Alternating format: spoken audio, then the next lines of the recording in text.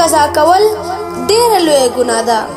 کوشش وکړئ چې لمونځ تاسو نه قضا نشي، ځکه چې د لمونځ قضا کېدو په وجه انسان ته ډېر سخت عذابونه میلاویږي، ځکه چې رسول الله صلی الله علیه وسلم د لمونځ قضا کولو دپاره ډېر احادیث فرمایلي دي، خو یو څو احادیث تاسو په حضور کښې ذکر کول غواړم.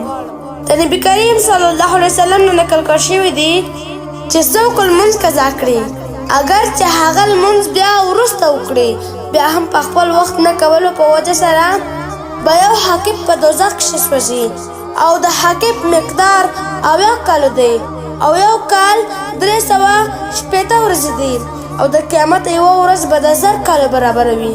په دې حساب سره د یو حاکم مقدار اندازه 2 کروڑه 88 لکه کاله شو.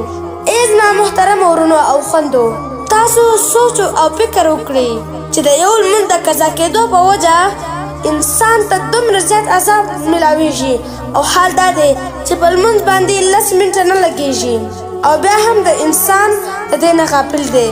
کوم انسان کښې چې عقل او فکر وي هېڅکله دومره ډېر عذابونه د 10 منټو دپاره نه قبلوي.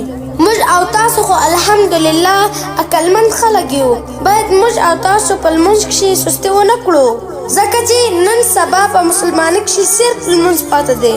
په دې کښې چې هم موږ او تاسو سستي وکړو نو بیا په مسلمانۍ کښې پاتې څه شو؟ الله جل جلاله دې موږ او تاسو ته توفیق راکړي چې لمونځونه په خپل وخت سره ادا